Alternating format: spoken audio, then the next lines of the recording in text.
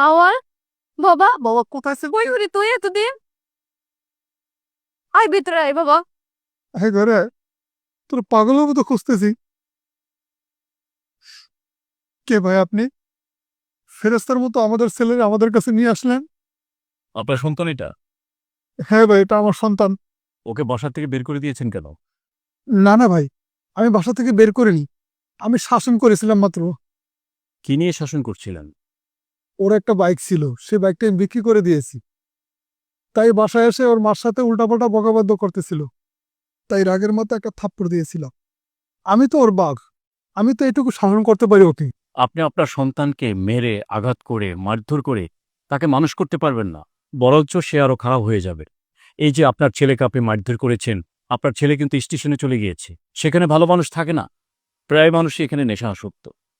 আমি যাচ্ছিলাম, ছেলেটা এসে সামনে দাঁড়ায় বলতেছে, আমি ক্ষুধার্ত, আমি আপনার ব্যাগটা নিয়ে দিব, আমাকে কিছু খাবারের জন্য কিছু টাকা দিবেন। তখনই আমি ছেলেটার দিকে তাকায় বুঝতে পারলাম ছেলেটা একটা মর্জিত করে সন্তান।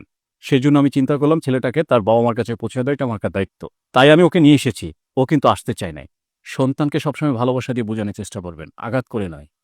আর এই যে বাবা, তোমাকে বলছি, তুমি বাসার বাইরে 3 দিন ছিলে, বুঝতে পেরেছ বাইরের জগৎটা কতটা ভয়ঙ্কর?